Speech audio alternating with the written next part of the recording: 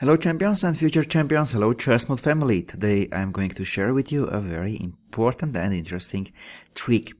Recently, one of my students at this position when he's pawn up played queen c8 with the idea to play bishop h3 to exchange opponent bishop on g2, and it's kind of logical, black is pawn up, so they want to exchange pieces.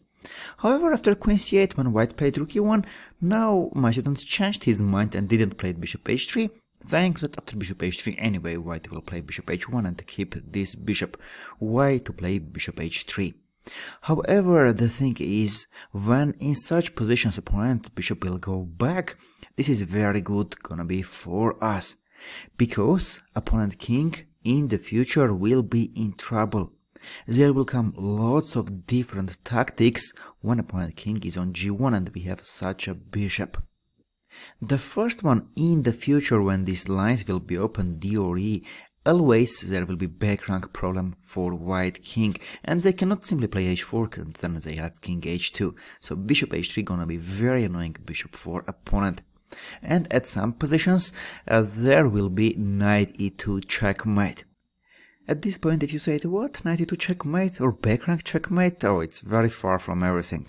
But the thing is that chess is a game that you don't win immediately. Yeah, often you just improve your position and then opponent's position collapse. So this is a very good improvement for us when our bishop is on h3 and white king on g1. And today, after you see the examples which I prepared for you, you will believe my words. So let's go ahead and I will show you some examples how you are going to use your bishop on h3 and opponent's king on g1. Here is the first example. To play bishop h6 and remove the defender of the king and then push h4, h5. If you think about bishop h6 move but you worried about bishop h8, in real black cannot play bishop h8 because this is a blunder. I offer you to pause the video and think what would continue here white. Okay. After bishop h8 there is knight d5 move, attacking the queen and also threatening knight e7 with a checkmate. It's not just winning a pawn. After queen d2, knight e7, it's a checkmate. And after bishop h6, knight d5, black can resign. The next example here is white to move, how they should continue. You can pause the video and think a bit.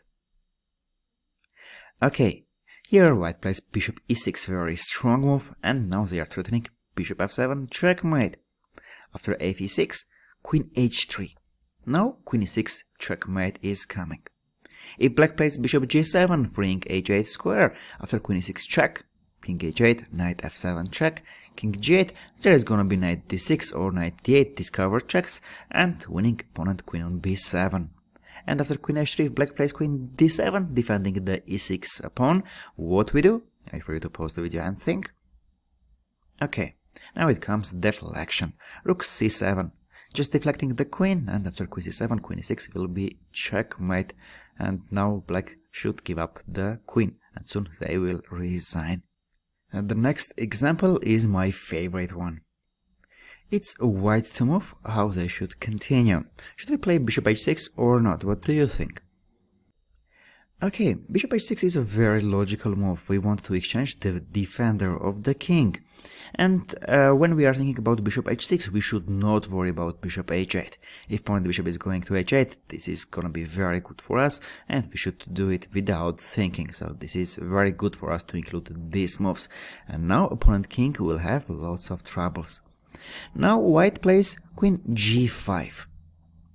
White is threatening here, next move to play e5, attack the knight on f6 and also open the bishop on d3, and after d5, fg6, fg6, bishop g6, and after hg6, queen g6, black is going to be mated. After queen g5, knight f8, black tries to defend the g6 pawn, and now e5 anyway, d5, d5, knight d5, fg6. After taking the g6 pawn, we are opening the bishop on d3, and also we are opening our both rooks, attacking the f7 pawn. So black cannot take hg6 because f7 pawn hangs.